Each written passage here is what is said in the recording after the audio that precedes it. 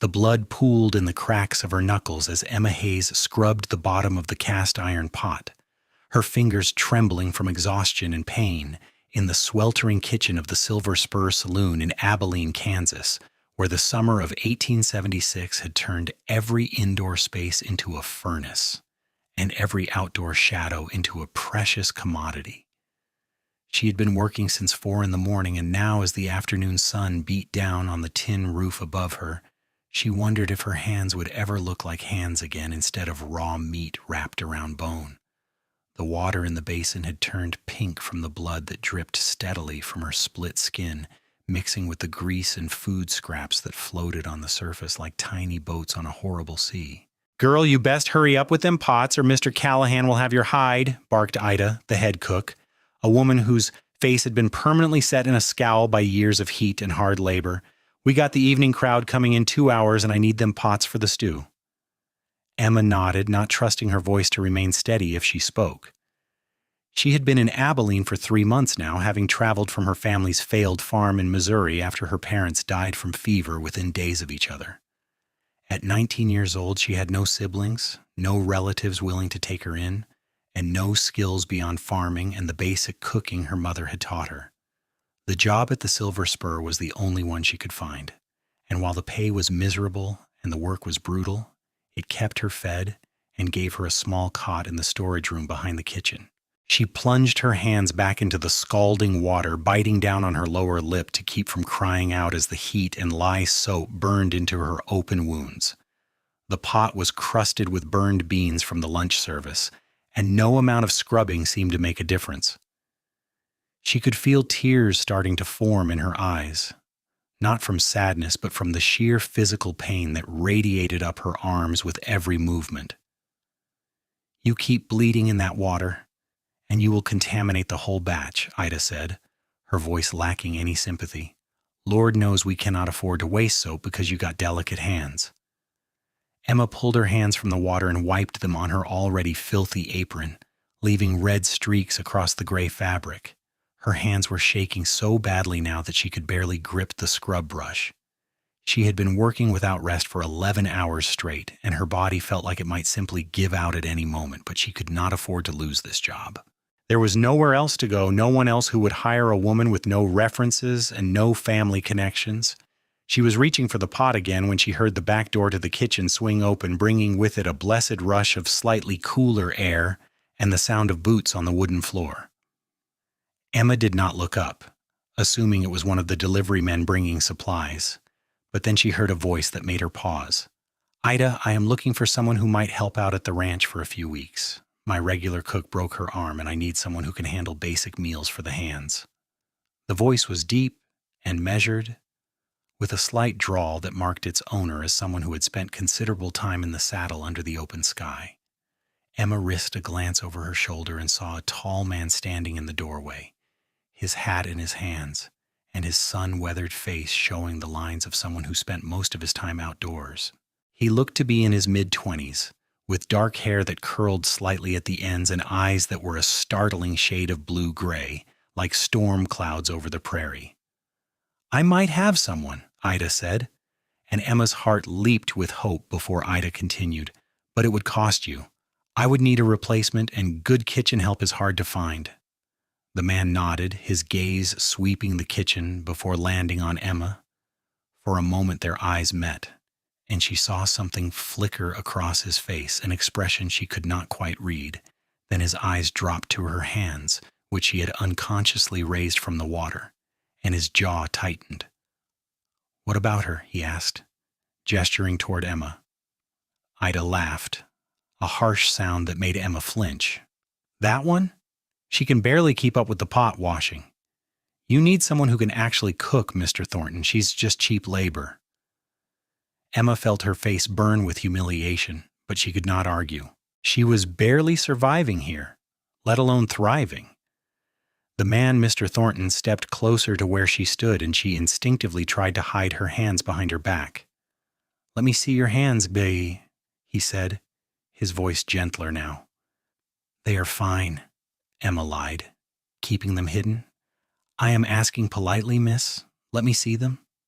Something in his tone made her comply. Slowly, she brought her hands forward, palms up, and watched his face as he took in the raw, bleeding knuckles, the split skin, the places where the lie had burned away the top layer of flesh. His expression darkened, and when he looked at Ida, there was anger in his eyes. "You have had her working like this without even basic protection?" Ida shrugged. "She is lucky to have work at all. There are plenty of girls who would take her place." Mr. Thornton reached into his pocket and pulled out several coins which he placed on the nearby table with deliberate precision. "That is for her time through today. She is coming with me." "Now wait just a minute," Ida sputtered. "You cannot just walk in here and take my workers. Mr. Callahan will not stand for it." "Then Mr. Callahan can come discuss it with me personally," Mr. Thornton said, his voice carrying an edge of steel that suggested such a discussion would not go well for Mr. Callahan. He turned to Emma. "Get your things, miss. You are done here." Emma stood frozen, unable to process what was happening. This stranger was offering her a way out, but she did not even know him. He could be worse than Ida and Mr. Callahan. He could be dangerous. But as she looked down at her ruined hands and thought about another day, another week, another month of scrubbing pots until her bones showed through, she found herself nodding. "I do not have much," she said quietly. "Just a change of clothes in the back room." "Go get them. I will wait." Emma hurried to the storage room, her heart pounding so hard she thought it might burst from her chest.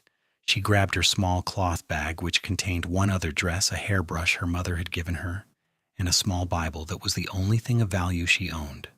When she returned to the kitchen, Mr. Thornton was standing by the door, his face still set in that expression of controlled anger. Ida had disappeared, probably to fetch Mr. Callahan, but Emma did not care anymore. "Come on," Mr. Thornton said, placing a hand lightly on her shoulder to guide her toward the door. "Let us get you somewhere we can take care of those hands." Outside, the afternoon sun was bright enough to make Emma squint after the relative dimness of the kitchen. A wagon stood at the hitching post loaded with supplies, and Mr. Thornton helped her up onto the seat with a gentleness that surprised her. Her hands throbbed with every heartbeat, and now that she was away from the hot water and the immediate need to keep working, the pain was becoming almost unbearable.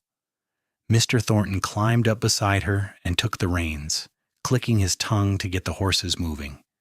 They pulled away from the Silver Spur Saloon, and Emma did not look back. She kept her hands carefully cradled in her lap, trying not to let them touch anything. "My name is James Thornton," he said, after they had been riding for a few minutes. "I run a cattle ranch about 5 miles outside of town. Nothing fancy, but it is honest work and the pay is fair." "Emma Hayes," she replied, her voice barely above a whisper. "And I should tell you, Ida was right about one thing. I am not much of a cook. I can do basic things, but nothing fancy." James glanced at her, and there was something like a smile playing at the corners of his mouth. "I am not asking you to prepare a feast for the governor, Miss Hayes. My ranch hands are happy with beans, biscuits, and whatever meat we have available. If you can manage that, you will be doing fine." "I can manage that," Emma said, feeling a small flicker of hope kindle in her chest.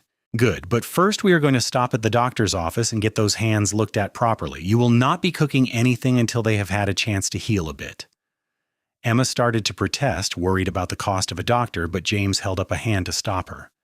"I am not sending you to work for me in that condition. It is not negotiable." The doctor's office was a small building near the center of town, and James helped Emma down from the wagon with the same careful gentleness he had shown before. Inside, Dr. Morrison, a gray-haired man with kind eyes, took one look at Emma's hands and shook his head. "What happened to you, young lady?" "Pot washing," Emma said simply. Dr. Morrison made a sound of disgust as he carefully cleaned her hands with cool water in a solution that stung but felt better than the lye soap.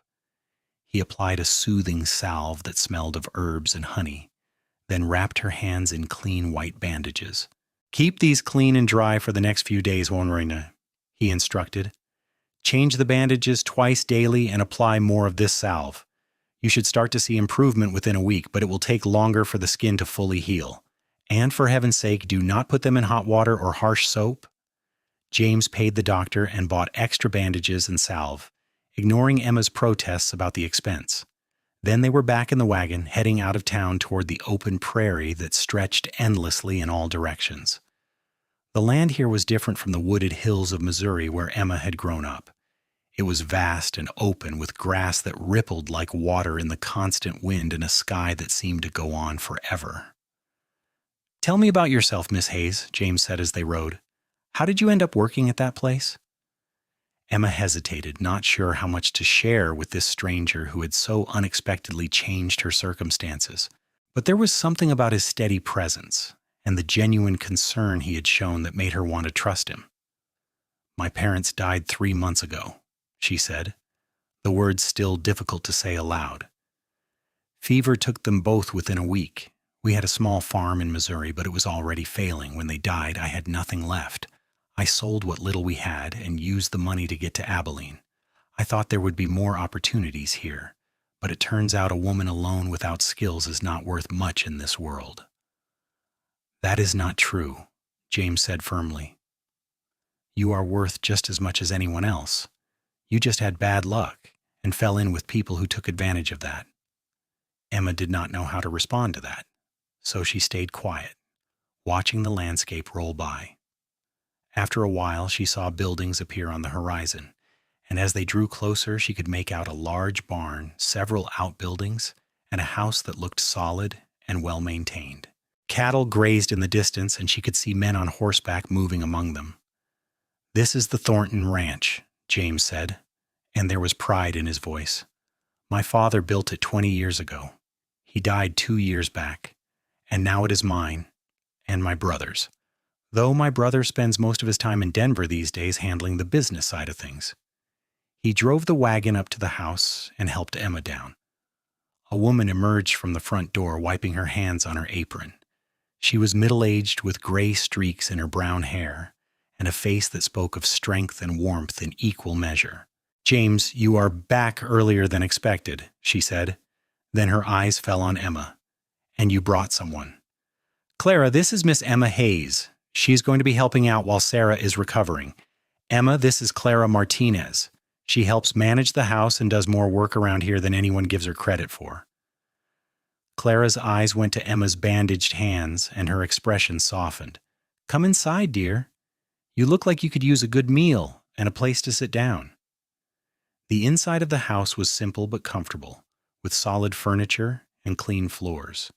Clara led Emma to a chair at the large kitchen table and immediately began preparing food, despite Emma's protests that she was fine.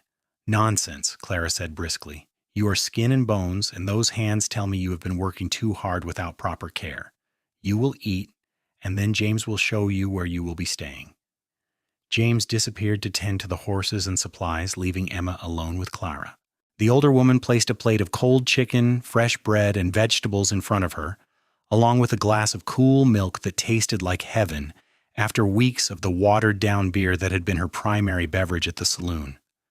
"James is a good man," Clara said as Emma ate. "He has a tendency to rescue strays, both animal and human, but he always follows through on his commitments. If he said he would take care of you, he will." "I intend to earn my keep," Emma said quickly. "I am not looking for charity." Clara smiled. "I can see that. But there is no shame in accepting help when you need it, child. We all need help sometimes." After Emma had eaten her fill, Clara showed her to a small but clean room on the second floor of the house. It had a real bed with a quilt, a washstand with a mirror, and a window that looked out over the prairie. It was more luxury than Emma had experienced in months, and she felt tears prickling at her eyes. "Get some rest," Clara said gently. "We will figure out what work you can do once those hands heal a bit. For now, you just focus on recovering." Emma wanted to argue, to insist that she start working immediately to justify her presence here, but her body had other ideas. The moment she lay down on the soft bed, exhaustion crashed over her like a wave, and she was asleep before Clara had even closed the door. She woke to the sound of birds singing outside her window and the warm glow of morning sun on her face. For a moment she was disoriented, unable to remember where she was, but then the events of the previous day came flooding back. She sat up carefully, her hands still throbbing but feeling slightly better than they had. Someone had left a pitcher of fresh water in a basin on the washstand, along with a clean towel. Emma carefully unwrapped her bandages, wincing at the sight of her damaged hands, but noting that they looked a bit less angry and inflamed than they had the day before. She washed as best she could with her limited mobility, then rewrapped the bandages using the technique Dr. Morrison had shown her. Her one spare dress was wrinkled from being packed in her bag, but it was cleaner than the one she had been wearing, so she changed into it and made her way downstairs. The kitchen was already bustling with activity. Clara was at the stove, and James was sitting at the table with two other men, all of them eating breakfast and discussing the day's work. They looked up when Emma entered, and James immediately stood. "Miss Hayes, good morning. Come sit down and eat. Clara, can you get her a plate?" "Already on it," Clara said, setting a plate loaded with eggs, bacon, and biscuits in front of an empty chair. Emma sat down carefully, suddenly very aware that she was the only woman at the table besides Clara, and that all three men were watching her with varying degrees of curiosity. The two men she did not know were clearly ranch hands, both weather-beaten and lean from hard outdoor work. "Miss Hayes, this is Tom Cassidy and Miguel Santos," James said, gesturing to each man in turn. "They have been working the ranch with me for the past 3 years. Men, this is Emma Hayes. She's going to be helping out for a while." "Pleased to meet you, ma'am," Tom said, tipping his hat even though they were indoors. Miguel simply nodded, his dark eyes kind. "Welcome to the ranch, Miss Hayes." Emma managed a smile and picked up her fork awkwardly with her bandaged hands. Eating was more difficult than she had anticipated, but she managed, conscious of the men trying not to stare at her obvious struggle. "I was thinking," James said, his tone carefully casual, "that once you're feeling up to it, Miss Hayes, you might help Clara with some of the lighter work around the house. Mending, perhaps, or helping with the garden. Things that will not be too hard on your hands while they heal." "I can start today," Emma said quickly. "I do not want to be a burden." James's expression grew stern. "You are not a burden. You are an employee who needs time to recover from an injury. There is a difference. But if you are feeling up to it, I am sure Clara can find some tasks that will not strain your hands." Clara nodded. "There is always mending to be done, and the garden could use some attention. We can work together and see how you manage." After breakfast, the men headed out to their work, and Clara led Emma to a sunny spot on the back porch where a large basket of clothes waited to be mended. She set Emma up with a needle and thread, showing her the various tiers and loose buttons that needed attention. "Take your time," Clara said, "and there is no rush. If your hands start hurting, stop and rest." Emma began working, finding that the delicate movements of sewing were much easier on her damaged hands than the brutal scrubbing had been. As she worked, Clara sat beside her doing her own mending, and they talked quietly about simple things. Emma learned that Clara was a widow, whose husband had been killed in a ranch accident 5 years ago, and that James had immediately offered her a permanent position managing the house rather than let her struggle alone. It was another mark in his favor, another sign that he was the kind of man who took care of people. As the days passed, Emma fell into a routine. Her hands slowly healed, the raw flesh gradually becoming new, pink skin that was tender but no longer bleeding. James checked on her progress daily, and one afternoon about a week after she had arrived, he appeared on the porch where she was shelling peas with Clara. "Miss Hayes, could I speak with you for a moment?" he asked. Emma set down the bowl of peas and followed him away from the house, toward the barn where they would have some privacy. She felt nervous, wondering if he was going to send her away now that she was healing, but when he turned to face her, his expression was thoughtful rather than dismissive. "Your hands are looking better," he observed. "Yes? Thanks to Dr. Morrison's salve and the chance to let them rest. I cannot thank you enough for what you have done for me, Mr. Thornton." "James," he corrected, "and I have been thinking. I know I originally brought you here to help with cooking, but I'm wondering if you might be interested in different work, lighter work that would not be so hard on your hands." Emma's heart sank. He was going to send her away. "I can handle the cooking," she said quickly. "My hands are much better now. I promise I will not let you down." That is not what I am saying, James said, holding up a hand to stop her. I am offering you a choice. Sarah's arm is healing well, and she will be back to cooking in another week or so. But I have been thinking that the ranch could use someone to help with the horses. We have been breeding them alongside the cattle, and they need more attention than we have been giving them. Grooming, training the younger ones, that sort of thing. It is work that requires a gentle hand and patience, not brute strength. I think you might be good at it, if you are interested. Emma stared at him, unable to process what he was saying. You want me to work with the horses? Only if you want to. If you would prefer to go back to cooking, that is fine too. But I thought you might appreciate work that does not involve scrubbing pots. There was a hint of humor in his voice, and Emma felt herself smile despite her confusion. I have always loved horses, she admitted. We had 2 on our farm, and I took care of them, but I never imagined I could do it as work. Then let's try it. Come on, I will introduce you to the herd. He led her to a large corral where several horses were grazing peacefully in the afternoon sun. They were beautiful animals, ranging from solid bays and chestnuts to a few pintos and a striking gray mare that watched Emma with intelligent eyes. That is Silver, James said, pointing to the gray mare. She is my personal horse and the best animal I have ever had the privilege of working with. The rest are a mix of working horses for the ranch and some younger ones we are training to sell. If you can gentle the young ones and get them used to saddle and bridle, you will be worth your weight in gold. Emma approached the fence slowly, and Silver walked over to investigate her. The mare snuffed at Emma's bandaged hands gently, and Emma felt something ease in her chest. She had forgotten how peaceful it was to be around horses, how their solid presence and warm breath could make the world feel less overwhelming. I would like to try, she said softly. Good.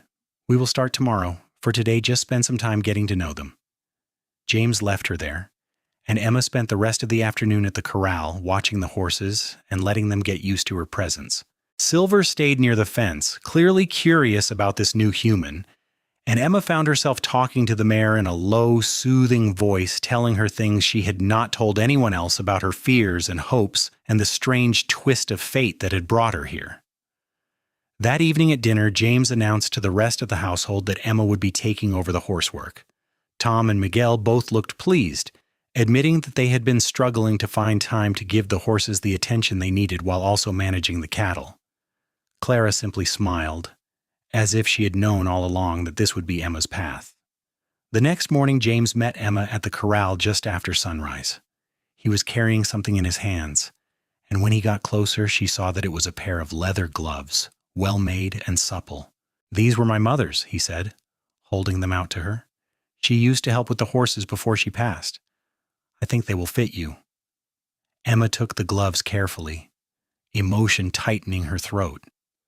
They were beautiful, clearly made by a skilled craftsman, with delicate stitching along the seams. She slipped them on and found that they fit almost perfectly, just slightly loose in the fingers. I cannot take these, she said. They must be precious to you. They are, James agreed, which is why I want them to be used rather than sitting in a drawer gathering dust.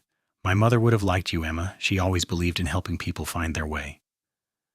It was the first time he had used her given name, and the sound of it in his voice made her heart skip in a way she did not quite understand. She looked up at him, really looked at him, and saw not just the man who had rescued her from the saloon, but someone who had shown her nothing but kindness and respect since the moment they met. Thank you, she said, and she meant it for so much more than just the gloves. Over the following weeks, Emma threw herself into the horsework with a dedication that surprised even her. She rose with the sun each morning and spent hours in the corral, working with each horse individually. The older trained horses needed grooming and exercise, which she provided with patient thoroughness.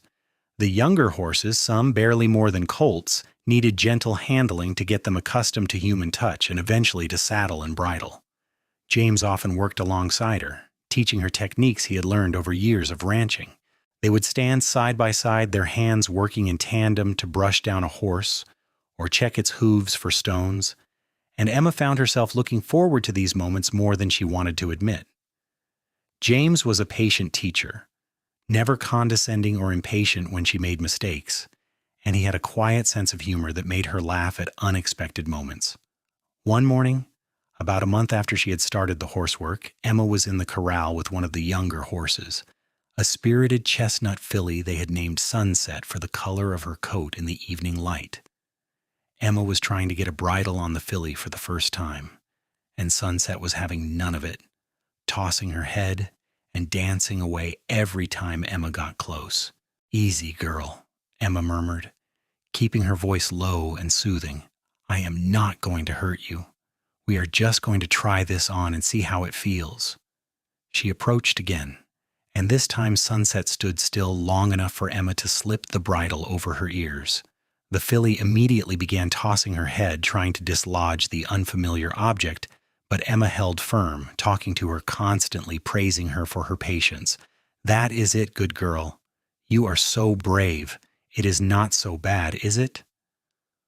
From outside the corral, she heard James's voice. "You have a real gift for that." Emma looked over to see him leaning against the fence, watching her with an expression that made her pulse quicken.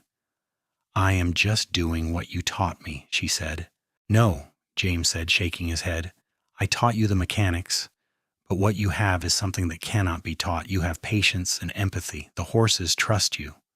Emma felt her face warm at the compliment, and she turned her attention back to Sunset to hide her reaction. But she was acutely aware of James's presence as he climbed over the fence and came to stand beside her. "May I?" he asked, gesturing to the filly. Emma stepped back and James took over, his movements sure and practiced as he adjusted the bridle and checked the fit. As he worked, Emma found herself watching his hands, strong and capable but gentle with the horse. She thought about the day he had found her at the saloon, how he had looked at her bleeding hands with such anger and concern. No one had cared about her well-being like that in a very long time, and the memory still had the power to make her chest feel tight. "Emma?" James said, and she realized he had finished with the bridle and was looking at her with a question in his eyes. "Is everything all right?" "Yes," she said quickly. "I was just thinking." "About what?" She hesitated, then decided to be honest. "About the day you found me. About how different my life is now compared to what it was then. I keep waiting to wake up and find out this was all a dream." James's expression grew serious, and he took a step closer to her. They were standing very close now, close enough that she could see the flecks of gray in his blue eyes and the small scar above his left eyebrow. "This is not a dream," he said quietly. "And you have earned every bit of the change in your circumstances through your own hard work. I just gave you an opportunity. You are the one who took it and made something of it." "I could not have done any of it without you," Emma said, her voice barely above a whisper. "Emma, I need to tell you something."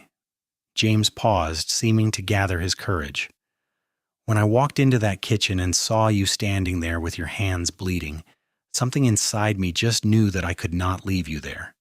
And these past weeks, getting to know you, working alongside you, I have realized that it was not just compassion I felt that day. I have feelings for you, real feelings. And if there is any chance that you might feel the same way, I would very much like to court you properly." Emma's heart was pounding so hard she thought it might burst from her chest. She had been trying not to acknowledge her own growing feelings for James, telling herself that he was her employer and that any romantic notions were inappropriate and foolish. But now, hearing him say that he felt the same way, she could not deny the truth any longer. "I do feel the same way," she admitted. "I have been trying not to because I did not want to presume or make things awkward, but yes, James, I have feelings for you too." The smile that spread across James's face was like the sun breaking through clouds, and before Emma quite knew what was happening, he had reached out and taken her hands in his, gloves and all. "Then I am the luckiest man in Kansas," he said. From that day forward, everything changed, and yet stayed the same. Emma continued her work with the horses, but now when James joined her in the corral, there was an acknowledged warmth between them that had not been there before. He courted her properly, as he had promised, with walks in the evening after work was done and conversations that stretched long into the night. sitting on the porch and talking about their dreams and fears and everything in between. Clara watched their growing romance with obvious approval, and Tom and Miguel began teasing James good-naturedly about being distracted during work. Emma had never been happier. The physical healing of her hands was complete now, though she would always carry faint scars from those terrible weeks at the saloon. But the emotional healing that had happened here at the ranch, surrounded by good people and meaningful work, and James's steady presence, was even more profound. 2 months after James had first confessed his feelings, he asked Emma to take a ride with him one Sunday afternoon. They saddled up Silver in one of the gentle geldings, and James led them out onto the prairie, away from the ranch buildings and into the vast open space that Emma had come to love. They rode for about an hour before James stopped near a small creek that wound through the grassland, its banks lined with cottonwood trees that provided shade from the summer sun. "This is my favorite spot on the whole ranch," James said as he helped Emma down from her horse. "I come here when I need to think or when I just want to remember how beautiful this land is." They walked to the creek bank and sat down on a fallen log, their shoulders touching. For a while they just sat in comfortable silence, listening to the water burble over rocks and the wind rustle through the grass. "Emma," James said finally, turning to face her, "I know we have not been courting for very long, but I'm not a man who believes in wasting time when I know what I want. I want to spend my life with you. I want to wake up every morning knowing you are here, and I want to build a future together. Will you marry me?" Emma felt tears spring to her eyes, but they were tears of joy rather than sorrow. "Yes," she said, her voice shaking with emotion. "Yes, James, I will marry you." He kissed her then, soft and sweet, and Emma felt like her heart might burst from happiness. This man who had seen her at her lowest and had chosen to help her, who had shown her nothing but respect and kindness, who had given her not just work but purpose and hope, this man loved her and wanted to marry her. They rode back to the ranch in the golden light of late afternoon, and when they arrived, James immediately gathered the household to announce their engagement. Clara cried happy tears and hugged Emma so hard she could barely breathe. Tom and Miguel shook James's hand and congratulated him on his good fortune.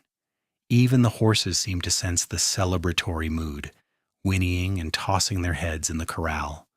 They were married 6 weeks later in the small church in Abilene with Clara, Tom, Miguel, and a handful of other friends from town in attendance. Emma wore a simple but beautiful dress that Clara had helped her make, and James wore his best suit, looking so handsome that Emma could barely believe he was real. When the preacher pronounced them husband and wife, James kissed her with a tenderness that made Emma feel like the luckiest woman alive. They spent their wedding night in the main house, which was now officially their home together.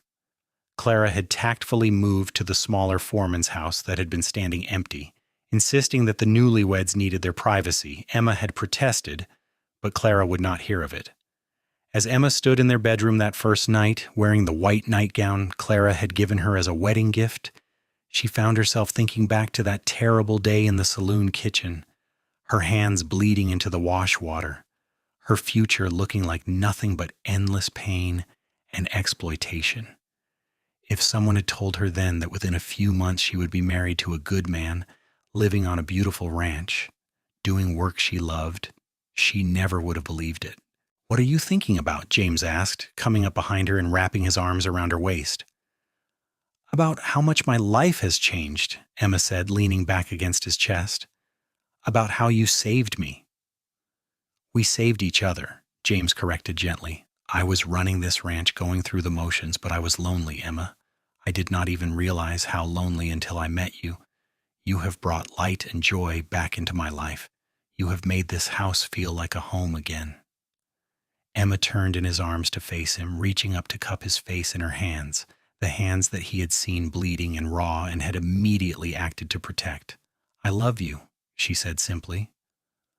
"I love you too," James replied. "And I'm going to spend every day for the rest of my life making sure you never regret saying yes to me." The first year of their marriage was filled with hard work and happiness in equal measure. Emma continued working with the horses, and her skill became well known in the area. People started bringing their problem horses to the Thornton Ranch, knowing that Emma had a gift for gentling even the most difficult animals. The extra income was welcome, but more than that, Emma loved the challenge and the satisfaction of seeing a fearful or aggressive horse transform under her patient care.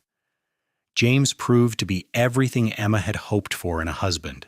He treated her as an equal partner in all decisions regarding the ranch, valued her opinions, and never made her feel less than because she was a woman. They worked side by side during the day and fell into each other's arms at night, building an intimacy that went far beyond the physical. In the spring of 1877, Emma realized she was pregnant.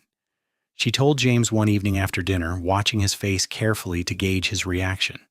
For a moment he just stared at her, and then a huge smile spread across his face, and he let out a whoop of joy that probably could be heard all the way in town. "We're going to have a baby?" he asked, as if he needed confirmation.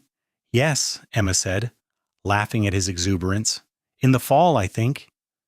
James picked her up and spun her around, then immediately set her down again, looking worried.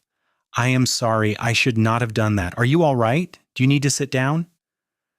"James, I am pregnant, not made of glass," Emma said, still laughing.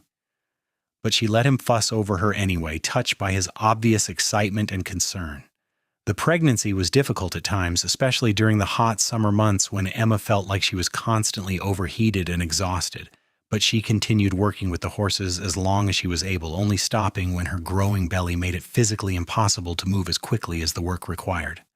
James hired additional help to take over her duties, but Emma still spent time in the corral, unable to stay away from the animals she loved. In October of 1877, Emma gave birth to a healthy baby boy after a long and difficult labor. They named him William, after James's father, and from the moment Emma held him in her arms, she felt a love so fierce and protective it almost frightened her. James was an attentive and loving father, taking to his new role with the same dedication he brought to everything else in his life. As William grew from infant to toddler, Emma marveled at how full her life had become. She had a husband who loved her, a son who was the light of both their lives, work that fulfilled her, and a home that felt safe and warm. The scars on her hands, now faded to thin white lines, were a reminder of where she had been but also of how far she had come. When William was 2 years old, Emma became pregnant again, and this time she gave birth to a daughter they named Sarah, after the cook whose broken arm had inadvertently brought Emma to the ranch in the first place. Sarah was a quieter, more contemplative child than her boisterous brother, and she took after Emma in temperament and looks. The years passed in a blur of busy, happy days. The ranch prospered under James and Emma's joint management, and they became pillars of the community. Emma's reputation as a horse trainer grew, and she began teaching other women in the area, showing them that they too could work with animals in meaningful ways. Clara remained a beloved part of their household, becoming a grandmother figure to William and Sarah and a trusted friend to both James and Emma. One evening in the summer of 1882, Emma and James sat on their porch watching William, now 5, and Sarah, now 3, playing in the yard. The sun was setting over the prairie, painting the sky in shades of orange and pink, and Emma felt a sense of peace and contentment so complete it almost took her breath away. "Do you ever think about that day in the saloon kitchen?" James asked, as if reading her mind. "Sometimes," Emma admitted. "Usually when I look at my hands and see these scars, but they do not make me sad anymore. They remind me that I survived. They remind me that I was strong enough to make it through the worst time in my life, and that I was smart enough to recognize a good opportunity when it was offered to me." "I am glad you took the chance," James said, reaching over to take her scarred hand in his. "I am glad you trusted me enough to come with me that day." "I am too," Emma said. "You gave me more than just softer work and leather gloves, James. You gave me a life. You gave me hope when I had none. You gave me love when I did not think I deserved it." "You always deserved it," James said firmly, "and you always will." As they sat there together watching their children play and the sun sink below the horizon, Emma thought about the girl she had been, scrubbing pots with bleeding hands, convinced that her life would never amount to anything more than drudgery and pain. She wished she could go back and tell that girl that everything would be all right, that help was coming in the form of a tall cowboy with kind eyes and a generous heart, that suffering was not her destiny. But maybe that girl had known on some level when she looked up and met James's eyes for the first time. Maybe that was why she had trusted him enough to leave with him, why she had taken the leap of faith that had changed everything. Emma squeezed James's hand, and he squeezed back. And in that simple gesture was all the love and understanding and partnership they had built together over the years. The scars on her hands caught the last rays of sunlight, and Emma smiled. She was exactly where she was meant to be, with the man she was meant to be with, living the life she was meant to live. And every day, when she pulled on those soft leather gloves that had once belonged to James's mother, she remembered the journey that had brought her here, and felt nothing but gratitude for the cowboy who had seen her worth when she could not see it herself, who had given her not just protection for her damaged hands, but protection for her damaged heart, and who had shown her that sometimes salvation comes not from some grand gesture, but from simple kindness offered at exactly the right moment. Years continued to pass, bringing with them the natural rhythms of ranch life and family. William grew into a thoughtful boy who loved working with his father on the cattle side of the ranch, while Sarah developed her mother's gift with horses, spending hours in the corral learning everything Emma could teach her. In 1885, Emma gave birth to another son, whom they named Thomas after Tom Cassidy, who had become not just an employee but a true friend to the family. The ranch expanded as their reputation grew, and James and Emma made the decision to focus more heavily on horse breeding and training. Emma's methods had proven so successful that they were raising some of the most sought-after horses in Kansas, animals known for their steady temperaments and excellent training.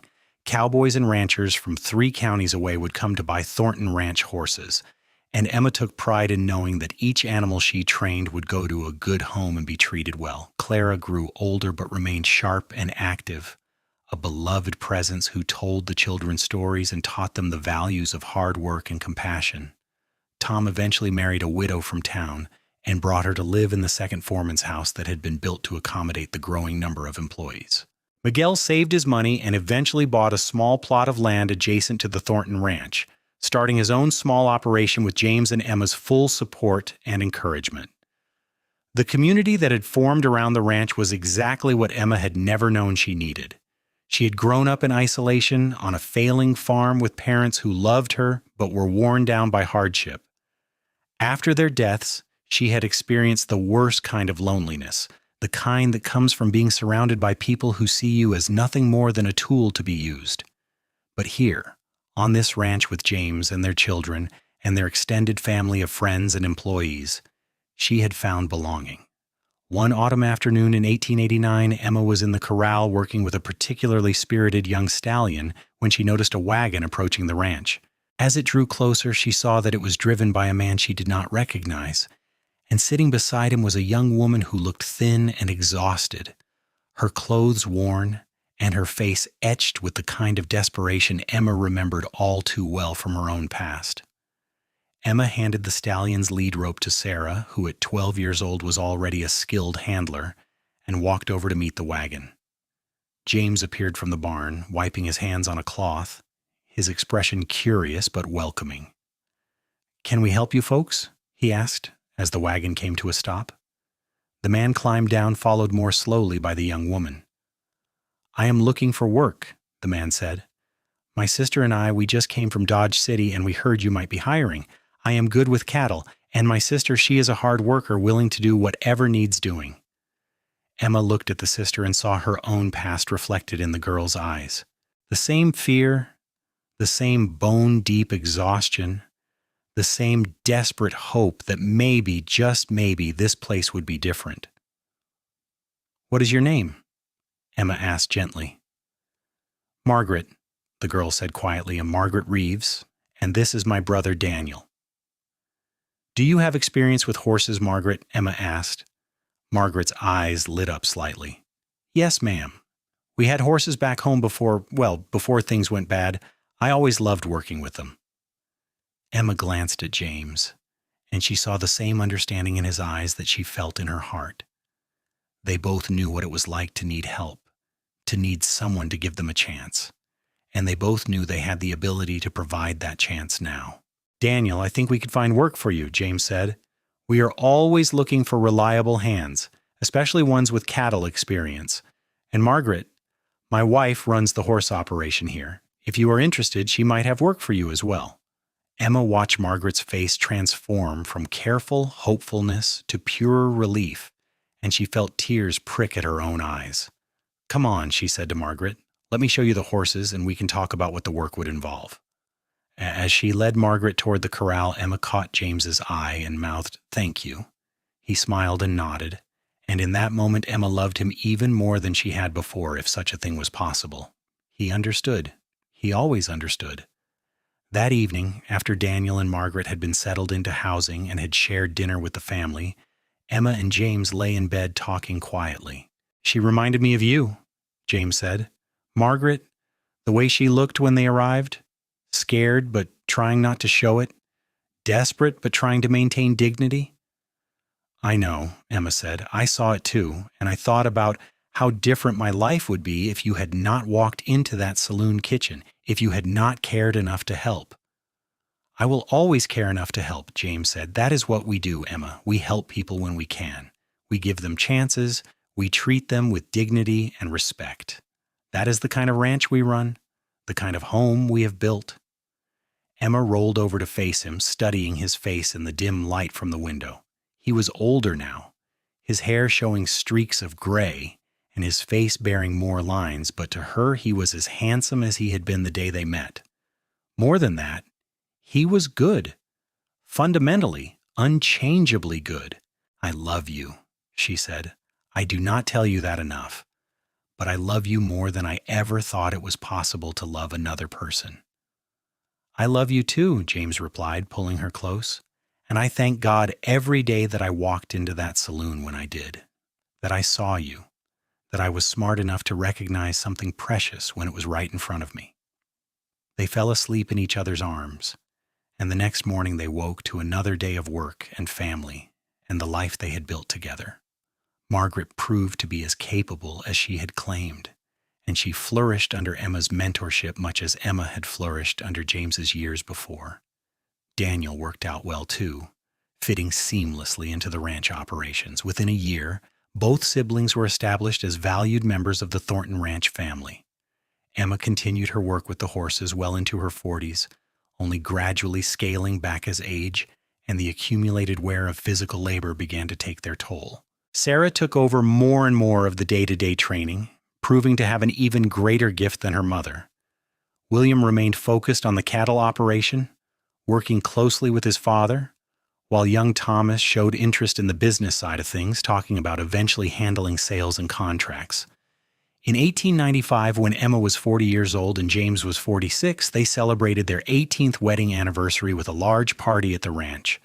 Friends and neighbors came from miles around, and as Emma looked at the gathering, she was struck by how many lives they had touched over the years. There was Margaret, now married to one of the other ranch hands and expecting her first child. There was the family who had bought their first horse from the Thornton Ranch and had returned every year since for more. There were the children from town whom Emma had taught to ride, now grown with children of their own. "What are you thinking about?" James asked, coming up beside her as she stood on the porch watching the party. "About how one moment can change everything," Emma said. "One decision, one act of kindness.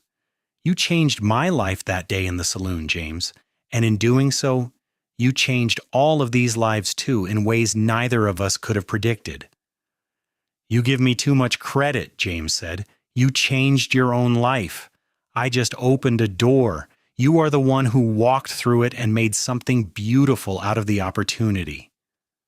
Emma leaned her head against his shoulder, feeling the solid warmth of him, the steadiness that had been her anchor for nearly 2 decades. "We did it together," she said. "Everything we have built, we built together." As the sun set over the prairie that evening, painting the sky in brilliant shades of red and gold, Emma looked down at her hands, those hands that had once been raw and bleeding, worked to the bone, in service of people who did not care if she lived or died.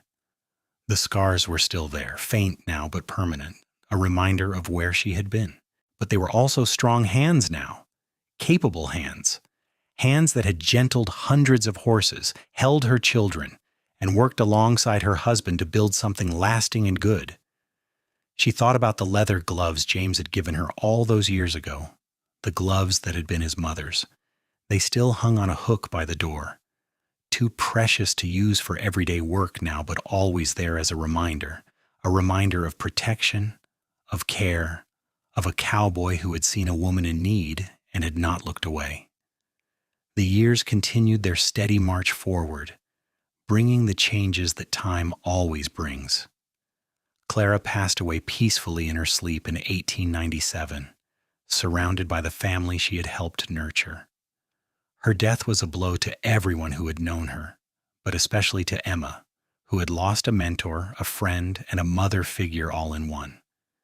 They buried her on a hill overlooking the ranch, and Emma planted wildflowers there every spring. William married in 1899, bringing home a smart, capable woman named Jane, who fit into the family as if she had always been there. They gave Emma and James their first grandchild in 1900, a girl they named Emma after her grandmother.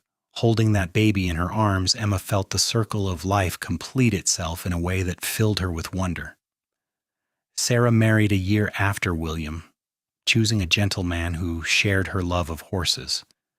They stayed on the ranch, taking over more and more of the horse operation as Emma gradually stepped back. Thomas, always the scholarly one, surprised everyone by becoming a lawyer, but used his skills to help ranchers and farmers navigate the increasingly complex legal landscape of the new century. In 1905, Emma and James celebrated their 30th wedding anniversary. They were both in their 50s now, their hair gray and their faces lined, but the love between them had only deepened with time. They had weathered droughts and harsh winters, market downturns and personal losses, and through it all, they had remained partners in every sense of the word. One evening that summer, Emma found herself back in the corral where it had all really begun, where James had offered her the leather gloves and the chance to work with the horses. She was alone, enjoying the quiet of early evening when James found her there. "I had a feeling I would find you here," he said, climbing over the fence to join her. "I was just remembering," Emma said, "remembering that first day you brought me here. How scared I was, how uncertain." "And now?" James asked. "Now I am certain," Emma said firmly. "Certain that I am exactly where I belong. Certain that I made the right choice in trusting you. Certain that everything I went through before was worth it because it led me here." James took her hand, the hand with its faded scars, and brought it to his lips. "I am the one who is grateful," he said. "You brought so much to my life, Emma. Love, joy, purpose, partnership. You made this ranch into a home. You made me into a better man." They stood together in the gathering dusk, two people who had found each other when they both needed finding, who had built a life and a legacy together, who had turned pain into purpose and loneliness into love. As the stars began to appear in the darkening sky, Emma thought about all the years that had passed since that terrible day in the saloon kitchen. She thought about the girl she had been with her bleeding hands and her broken spirit. She thought about the journey that had brought her here, to this moment, to this man, to this life. And she knew, with a certainty that went bone deep, that she would not change a single moment of it. Because all of it, the pain and the struggle and the fear, had been necessary to bring her to this place of peace and contentment. All of it had been part of the story that had led her to James, to their children, to the life they had built together on this ranch under the vast Kansas sky. The leather gloves still hung by the door, a symbol of everything that had changed and everything that had remained constant. Protection for damaged hands, yes, but also protection for a damaged heart, a gift given freely by a man who had seen worth where others saw only something to be used, a bridge between who she had been and who she had become. Emma squeezed James's hand, and he squeezed back, And in that simple gesture was 30 years of love and partnership and unwavering support. The scars on her hands, visible even in the fading light, told the story of her past. But her future, their future, stretched out before them full of promise and peace, and the certain knowledge that they would face it together, just as they had faced everything else. As they walked back to the house, Emma took one last look at the corral, at the horses settling down for the night, at the land that had become her home. She thought about all the women who might still be out there, scrubbing pots with bleeding hands, waiting for someone to see them, to value them, to give them a chance. And she promised herself that she would continue to be that chance for others, just as James had been that chance for her. The door to their house stood open, warm light spilling out into the gathering darkness, and Emma and James walked through it together, hand in hand, ready to face whatever tomorrow might bring, secure in the love they had built and the life they had created from kindness, trust, and the simple act of seeing another person's worth. Their story, which had begun with pain and ended with joy, was complete. And it was exactly the story it was always meant to be.